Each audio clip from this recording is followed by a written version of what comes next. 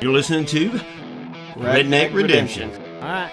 Here we go. Yeah, here we go. It's been a while since we recorded.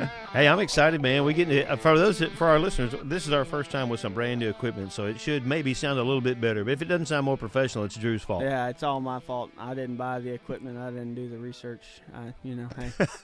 Now this is the first time we've recorded with this new equipment, as well as testing out this kind of new system. So. I'm at my house in Texas. He's at his house in disclosed location in Virginia. And so, this is kind of cool. So, we're still filling out how this is going to work. So if there are some hiccups, it is Dad's fault. Yeah. No, it's Drew's fault. Yeah.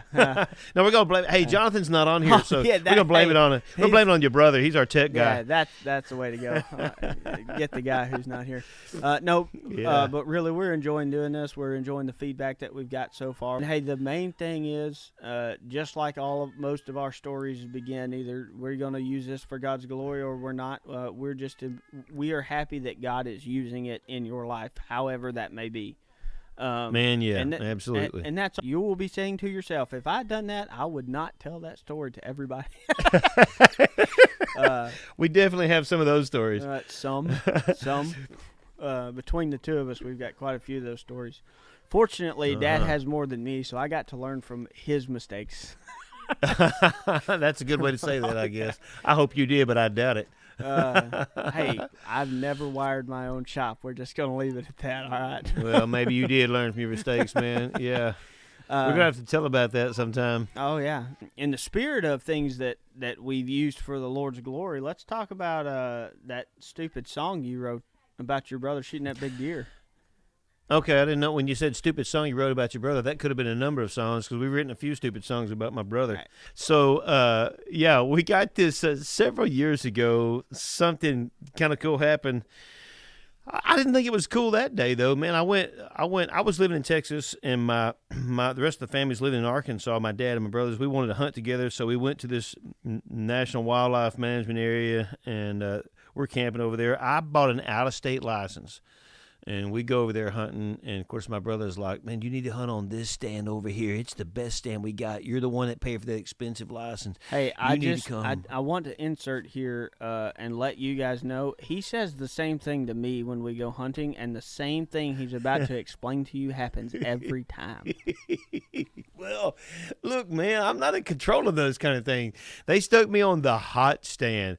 To this day, I've never seen a deer on that stand. But this particular day, the first day while I'm sitting on the See Nothing stand, man, I come back to camp.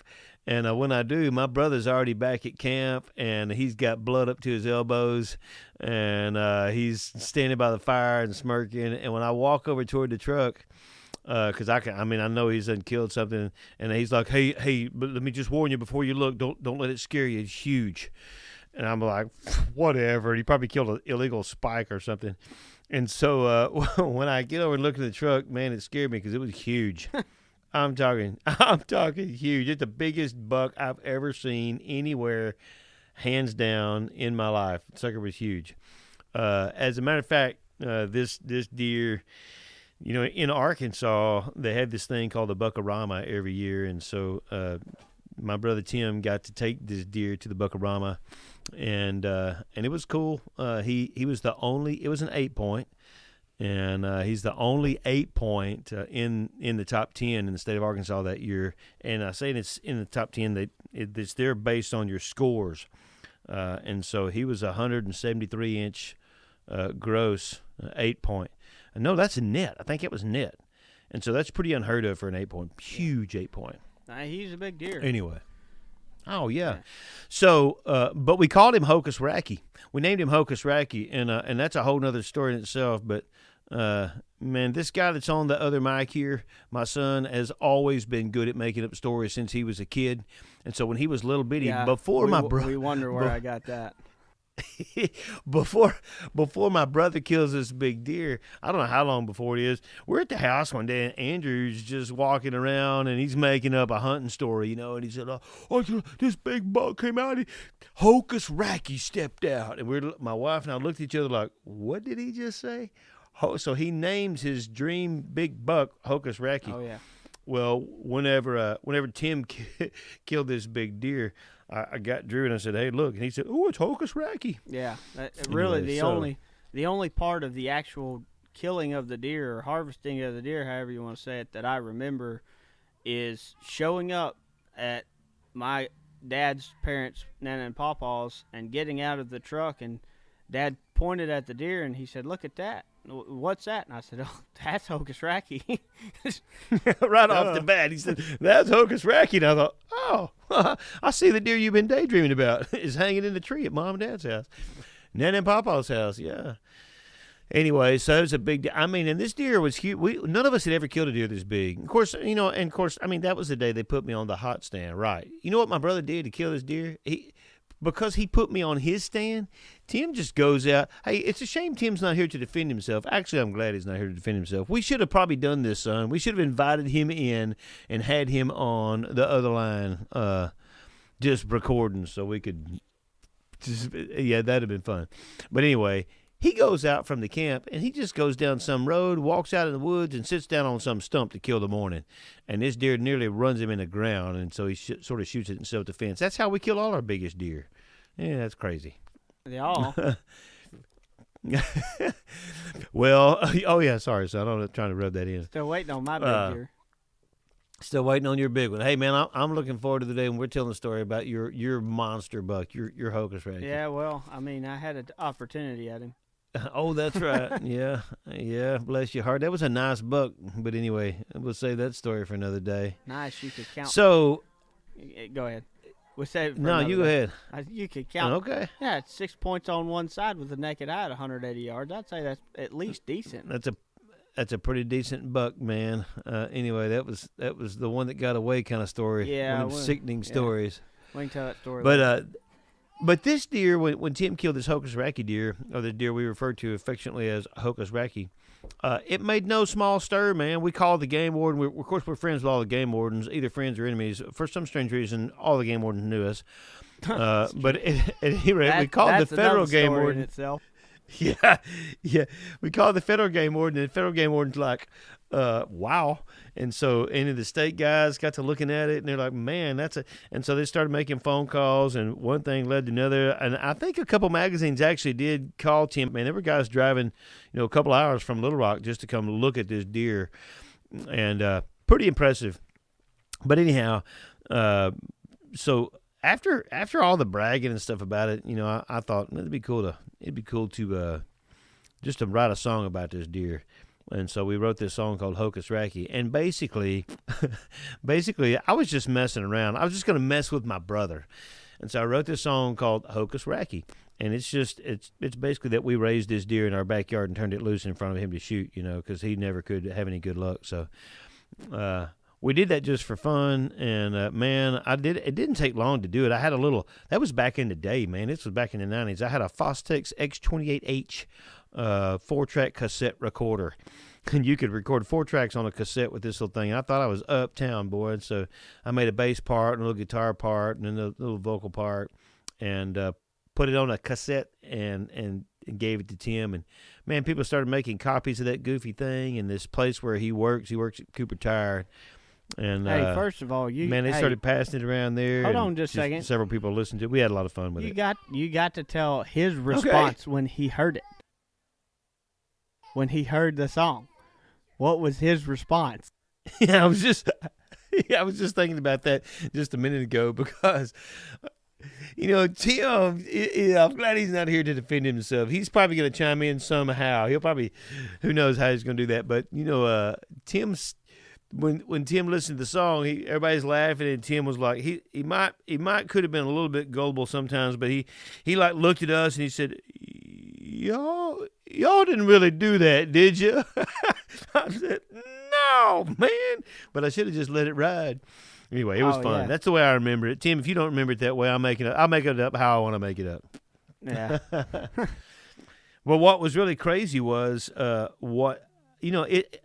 I'm telling you, Drew and I were talking about this a while ago. It's amazing what what God will do, how he'll take goofy things like this and do something with it. And, this song was so easy to write and record.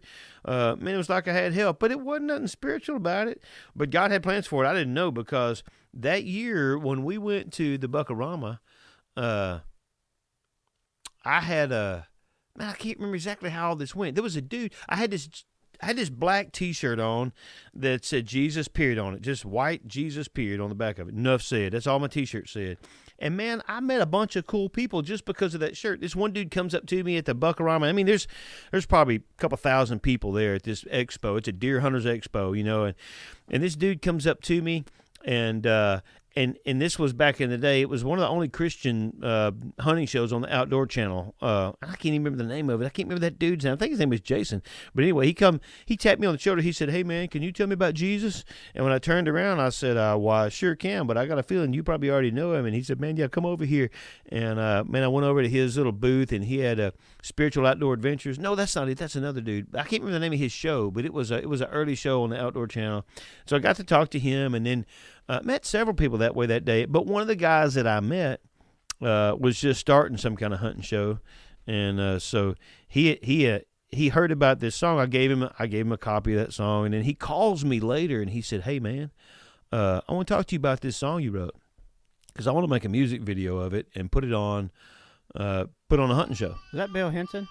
Yeah, Bill. That's Bill. It's Bill Henson. That's where I met Bill Henson, son. I didn't know that. Anyway, so he wants to make this music video, and the rest kind of turns into crazy history because of what happened. Andrew and I ended up on 2 different hunting shows, and got to share the gospel just on the creek bank one time using a scrape as an illustration. Oh, yeah. Got to share the gospel one time beside a deer that Drew had just killed.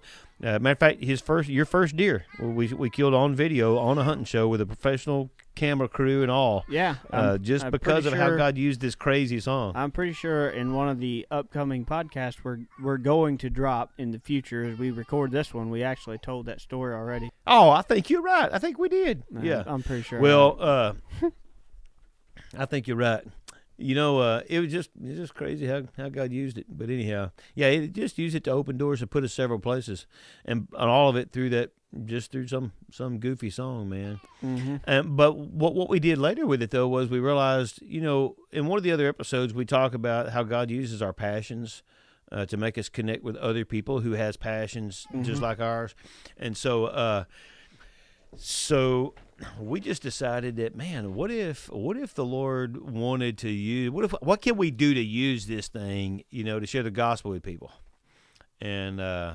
And so, man, God gave us this idea. We went ahead and actually semi-professionally, well, as professionally as we can be professional, we got some semi-professionals, and we made a pretty decent recording. So we made an album. It's a CD. It's a 3-track CD. We probably made this back in 2005, somewhere 2004. I mean, I don't know, back in the day. Yeah, I was still in homeschool. I remember going to the studio with my schoolwork and recording and doing my schoolwork on your guitar case while you recorded with Pocket Full of Rocks.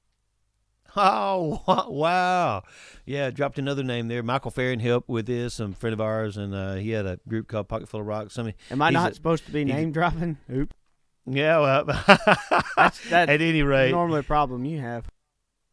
And Kyle Lee. We're gonna go ahead and throw the names out there. Kyle Lee. I don't really know Kyle that well, but he put up with me because Michael put up with me, and they helped us. He produced this thing for us, and now he's a pretty major producer. But this was when Kyle was starting his stuff out. We recorded this project upstairs above his mom and dad's garage.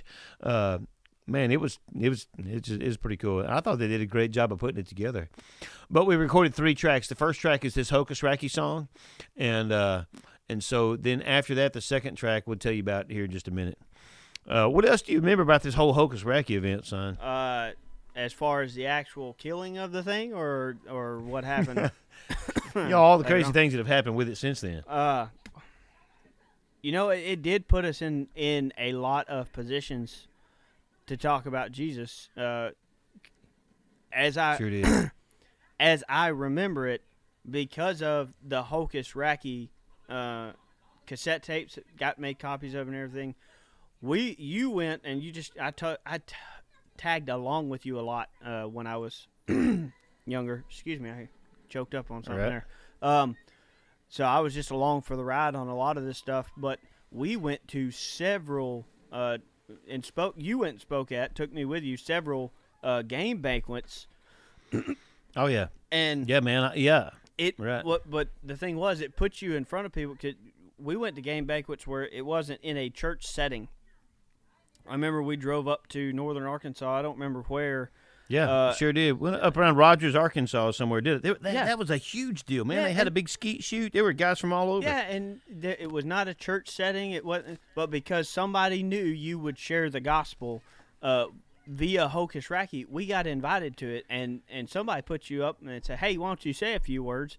And you got to talk about Hokus Rackey, and you were able to share the gospel, and you could look around and tell, there were a few old boys hiding their flasks behind them as you got up to teach, to talk. You changed the subject a little bit. You probably don't even know how we got into that, man. My buddy Todd Hervey, he's actually a pastor at a cowboy church here not far from us now, but he was big into Christian country music, and he had the connection for there, and he said, "Hey, man, you need to get this guy to come." So it was cool, yeah. Yeah, and several other times people, "Hey, I think Todd Reed, Hokus Rackey."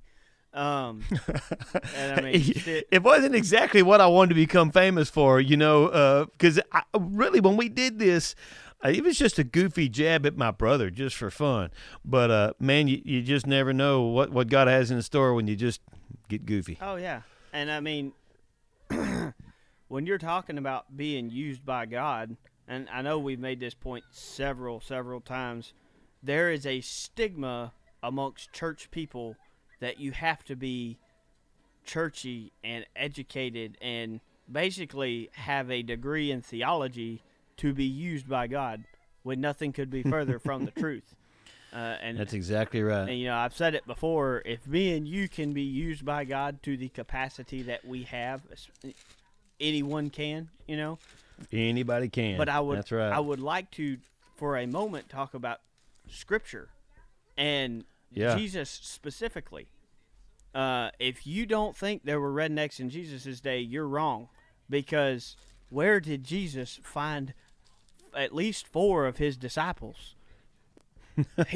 He pulled them out of the fishing boats. He said, "Hey, sure did. Drop your nets, come follow me. We're gonna go do some cool stuff."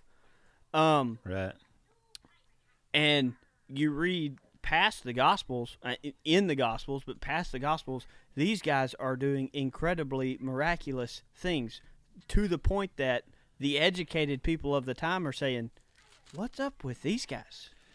Yeah, aren't these unlearned, uneducated men? Unlearned, uneducated men, yet they were taking the gospel and distributing it at a rate and with a degree of intelligence that would just blow anyone's minds. And it wasn't it wasn't because of them. And I think God is still in the business of using people who don't exactly fit the profile of religious people, because you can't say, "Hey, they have a college degree in theology. Of course they know about it." People look at us and go, "How do those 2 idiots survive, much less win people over for Jesus?" But you're talking about that. What you're talking about is Acts chapter 4, because in Acts chapter 4, man, let me find which verse it is. Verse 13, it says, "Now when they saw the boldness of Peter and John and perceived that they were uneducated and untrained men, they marveled, and they realized that they had been with Jesus." I mean, when you walk with Jesus, it's just going to be obvious. Yeah, they later on, and go ahead. Yeah. Something happens when you walk with Jesus that takes you to a place you'll never go by yourself. Yeah, exactly. Saying, and then you get to the place that they got to. Acts 4:20, it says, "We can't help but speak about the things that we've seen and heard." Well, you're not going to see and hear things until you're walking with the one who makes things that are worth seeing and hearing. But anyway, and it's crazy too what he will do and what he'll use. Yeah.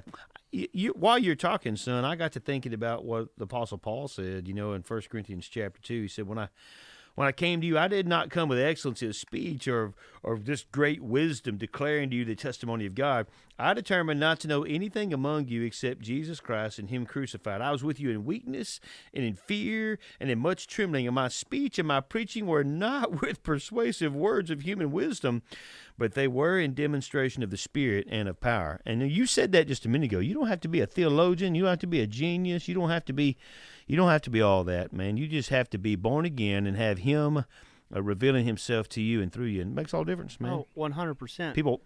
He draws people to himself. He does, and he uses us to do it. And when we're talking about... I like it when you say 100%, by the way. You say that a lot. What? I do? Go ahead. Well, old habits, I reckon. I think somehow. Anyway, when you're talking about things like Hokus Rackey, when you have something that you can connect with someone on a personal level, such as hunting or whatever, insert your interest, it will allow you to connect with them on a level that no one else can. And that's how God is going to use it. Most people that Dad gets into conversations with to this day, if I understand correctly, over the Hokus Rackey CD, are people that would not usually come look up a pastor and say, "Hey, man, let's have a chat." Hey, man, and that's why we did what we did with that CD, because we made that CD just because all it has. I'm sitting in my office right now, and I see I got a placard on the wall that came from where we had it made, and the front cover of it it's just a 8-point. I mean, it's just a rack off of an 8-point, and just says Hokus Rackey and the Gift, Hokus Rackey and the Gift, because we made it that way because we thought, not just every redneck is comfortable sharing the gospel. And I'm going to tell you, man, you need to get that way. Look, if you love Jesus, learn how to tell people about him. But we knew that a lot of people they're not real comfortable doing that. So we wanted to give a tool that they could, some old hunting dude could hand to his buddy, and his buddy would actually listen to. And I thought, man, if somebody hands me a CD and it's just got a deer rack on the front of it, I'm going to listen to that. I'm just going to listen to it because I want to know, what is this about?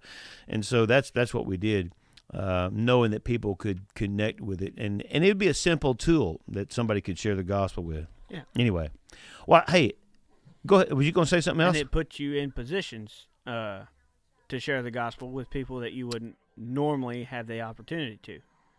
But hey, son, why don't we do this? We're a little over 20 minutes into this episode, I think. Why don't we just go ahead and let's just play it. Let's just play some of these songs for the folks, and so they can hear it. And plus, hey, if you're listening, you're like, man, I'd like to share that with my friends. Well, what you can do is you can share this podcast with them, and then they can listen through. You can even tell them what part to skip to if they're not the person who's going to listen to this for 20-something minutes before they go ahead and hear what the song is, but. So let's go ahead. We're going to play Hokus Rackey for you real quick. And, hey, it's just goofy. Let me just warn you. It's goofy. But we did it for fun, and it's crazy that God has used it. So listen, we'll play that for you. And then we're going to play the other 2 tracks that are on the CD. We'll tell you about them in just a minute. Oh, yeah. 1, 2, 1, 2, 3, 4.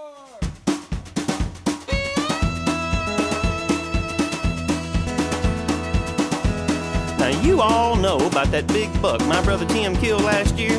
There's a few details about that story that have been left particularly unclear, and Dad and I would kind of like to straighten them up.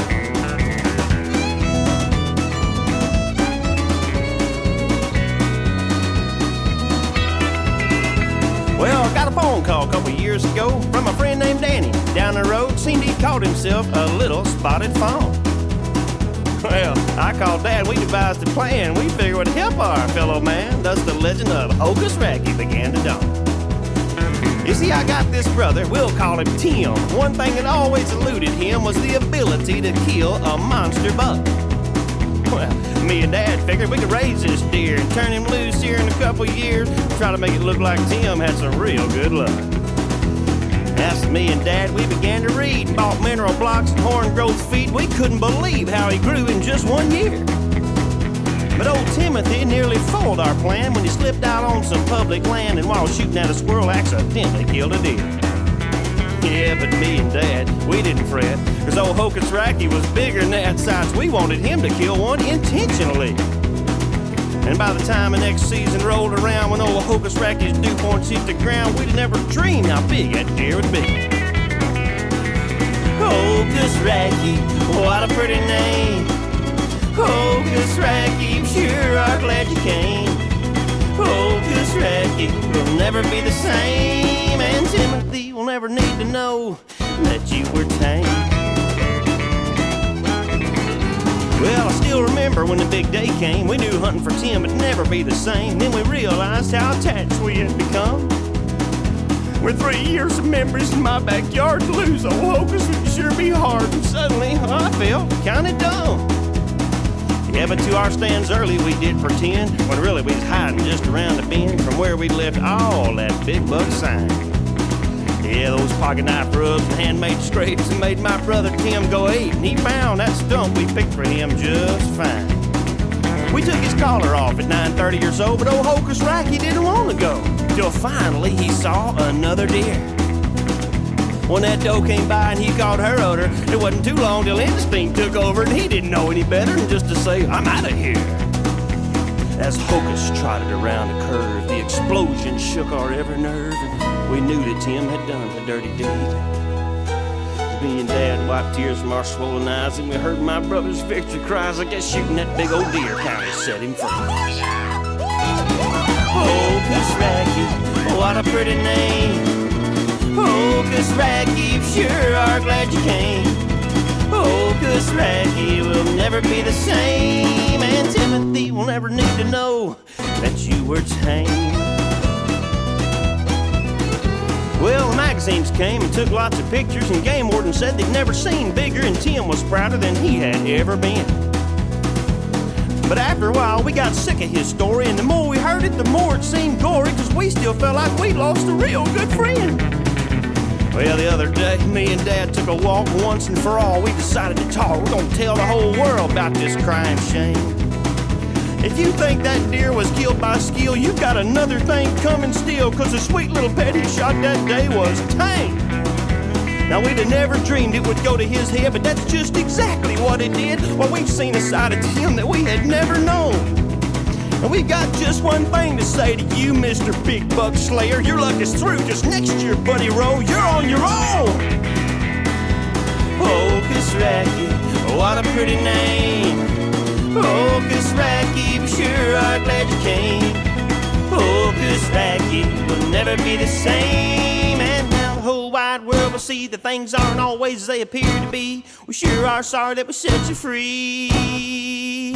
Hokus Rackey.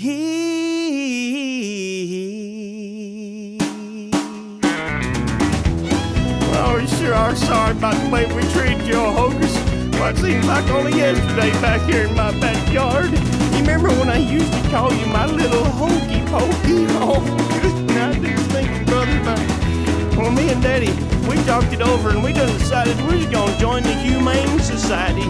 Stinking brother of mine, you think you're Mr. Big Shot, you're Mr. Big Buck Slayer? Well, you're gonna see next year, buddy. You'll see how it really is, 'cause we ain't helping you no more. You sorry, old Tim?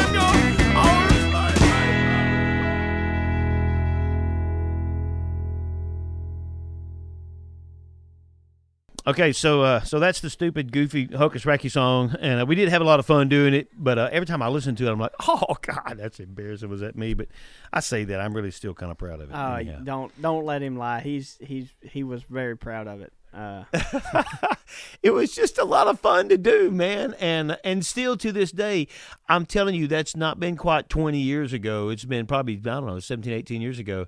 But some crazy stuff happened just within the last few months, and that thing has sat forever. I ran out of CDs, hadn't had any in a long time, and then your grandmother found a bunch of them, and I stuck them in the truck. And then I ended up at the courthouse one day, and a lady behind the counter at the courthouse said, "Are you Brother Todd, like Pastor Brother Todd, like Hokus Rackey Brother Todd?" And I just looked across there. And what that led to was everybody in the office said, "What are you talking about?" And it's in our courthouse, in our county courthouse. She said, "Let me tell you what it is." She said, I used to listen to it every day on my way to work because I want to make sure I understand the gospel. And she said, would you just, and so I got to share the gospel this year with all the ladies in that particular clerk's office in our county courthouse. And then something happened with that lady. God's still using it. It's just crazy, something crazy like that God will use. Oh, yeah. Anyhow. So I tell you what, we're going to also, so here's what we did. When we recorded that, we put the song that you just heard on, and then there's 2 more tracks. The second song is a song called Miami, and we're going to go ahead and play it for you too, but let me just kind of set it up like this. When I wrote this song years ago, I was thinking about a mission. The first mission trip I ever went on, I was a college student, and we went to Clearwater, Florida, and we were actually witnessing the college students on the beach there.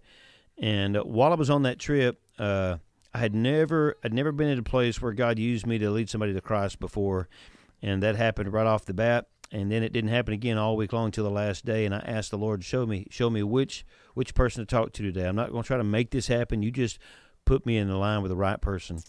And so while I'm walking down the beach, I walk past this bench, and there's this old man sitting on the bench. Now, we're there during spring break. It's thousands of college students, and I'm looking for a college student. But as I walk by this old guy sitting on the bench, it's like the Lord said, there's your guy. There's the guy you prayed for this morning. And I thought, ain't no way. So I walked right past him. That's not my guy. I'm not going to talk to that old guy. And so I think I was about 20 when this happened. And as I passed him by, man, God made it very clear, increasingly more clear, that's the guy. That's the guy.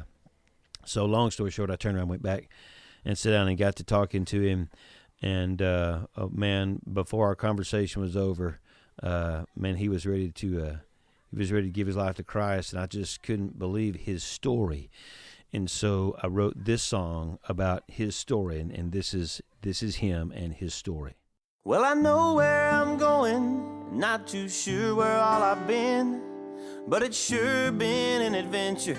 I never dreamed that it would end when I found Jesus on a park bench in Miami.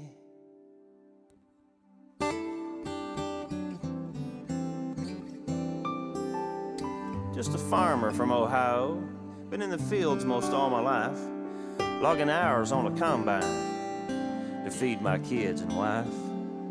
When my kids were grown and married, and my sweet wife had passed away, I just kept on working, though I had no bills to pay. Then one morning, I awoke with a tingling in my side. The doctor said I'd had a stroke, and I was blessed to be alive. Well, I guess that's when it hit me, like a freight train in the night. See, there's a lot of things that I've not seen, and I might not have much time. So I sold all my equipment, and I let the neighbors buy my farm. And I set out on an adventure, and to my kids' alarm, I said, I don't know where I'm going, and not too sure where all I've been, but I'm in search of something, and it's time that I begin. So I bought myself a ticket on an early morning flight, and I flew out of Columbus, and I saw her pretty lights. Then I saw the Eiffel Tower, and I walked the China Wall, and that field in South Korea where my brother took the fall. And I saw the great cathedrals, and I toured the Holy Land, and I saw the 7 wonders. And when I'd seen all that I could stand, my search had all but ended, and I was on my way back home when I flew into Miami, and I got off the plane alone. I had a 4-hour layover, so I walked down to the beach. I sat down on a park bench, and a young man next to me said, do you know where you're going? So I told him where I'd been, but I'm still in search of something, and that's where he began. And I found Jesus on a park bench in Miami. The The other night I had a dream. There were streets of gold, a crystal stream. The saints of God all gathered round, telling where they met him. Yeah, there was Moses and his mountaintop. There was a woman and her well. Some man said, some cathedral, when it was my turn to tell. I said, you don't have to be on Mount Horeb by an old Samaritan well. And it don't take some cathedral or padded pew seat, I can tell you, 'cause I found Jesus on a park bench in Miami.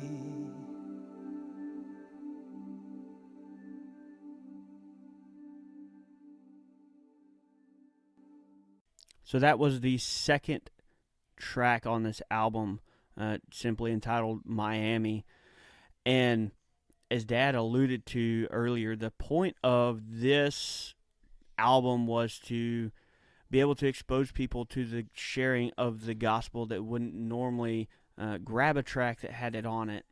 So the first thing that pops up is a crazy, stupid redneck story about the Hokus Rackey and raising a steer and turning it loose in front of his brother so he could actually have some good luck deer hunting. The second track, as you just heard, is just the story of this guy's life adventure and how God got a hold of him on a beach in Miami, and talking about the simplicity of the gospel and how easy it is to get saved. The last track here, he titled The Gift, and it is him simply over the music of the song Miami, sharing the gospel, and it had a twofold purpose. One was that so that any redneck who wanted to share Jesus with his friends could hand them this album and they would hear the gospel at the end of it. But the second was to show how easy and simple it is to share the gospel, and prepare believers, more than likely rednecks, because that's the crowd this album attracts, but to prepare them to be able to share the gospel. So without further ado, here's the last track on that album, The Gift. Enjoy.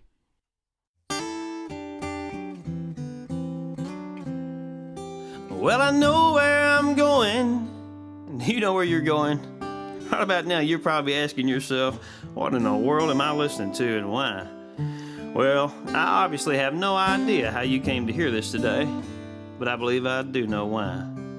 You see, there's something God's been wanting to tell you now for quite some time. And He loves you so much that this is how far He's willing to go to make sure you know it. He said to tell you that He really does love you, and He hasn't forgotten about you. He hasn't given up on you either.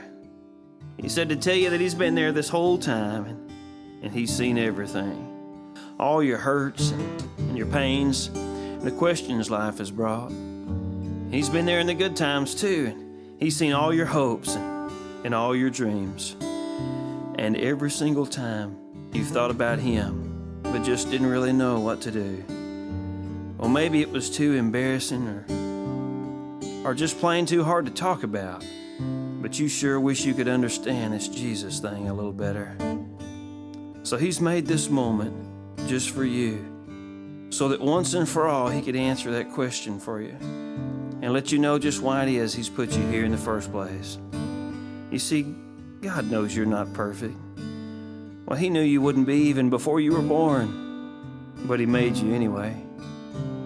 We're living in a messed up world. It's full of messed up people, and you and I are just a couple of them. And that's why Jesus died on an old cross. See, God had to punish somebody for our mistakes, because the Bible calls it sin, and it says that the payment for sin is death. So God sent His Son Jesus to stand in for us. Jesus gave His life on that cross to pay the price for all your sin and for all of mine. And that was all that was necessary for you and me to have a chance to be right with God.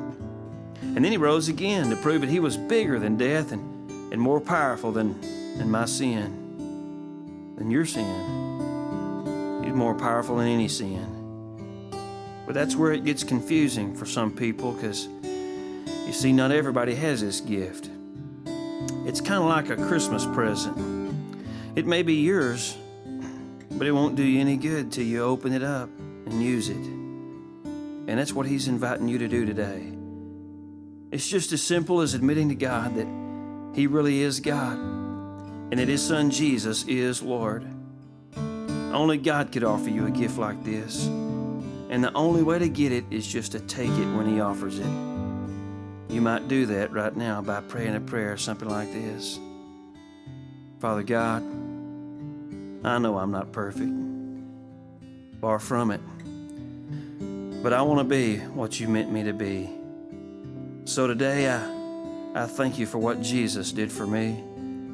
And I'm asking You to forgive me. Thank You for choosing me to be Yours and for showing me that today. You've always been the Lord, but now You're my Lord. Fill me with Your power to live like it's real for the rest of my life, so my friends can see You changing me. In Jesus' name, amen.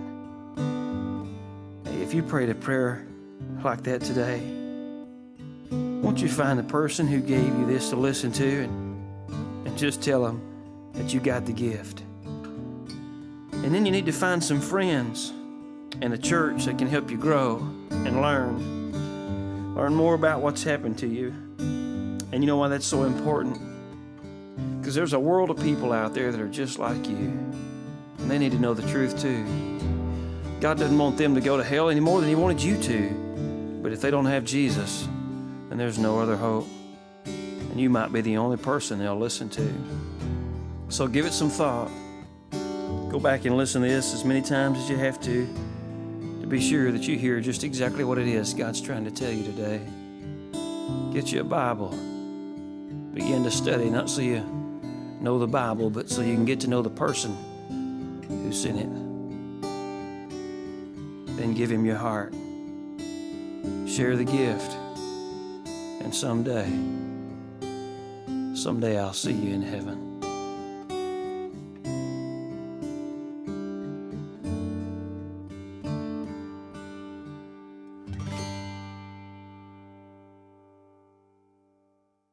And hey, if you guys need to talk to somebody, if you need to tell your story or you want somebody to tell you his story, feel free to contact us or really anybody who knows it. You sure can. If you know somebody or if you don't know somebody, feel free to reach out and we'll be happy to talk or listen. Absolutely will. So look and listen at the beginning and the end of each broadcast for a way to contact us, and we will personally respond any way we can. So this is why we're here. It's why we do what we do. Hey, like, share, subscribe, whatever, I wish there was a way you could comment on here. As a matter of fact, look, if you'd like to drop us a line, you can send me an email at brot@windstream.net. That's B-R-O-T. That's not B-rot. That's not brot. That's brot, B-R-O-T @windstream.net. And look, if you need somebody to talk to you a little bit more about what it means to know how to follow Christ, feel free to shoot me an email on there. I'd love to get in contact with you, Andrew, or either one.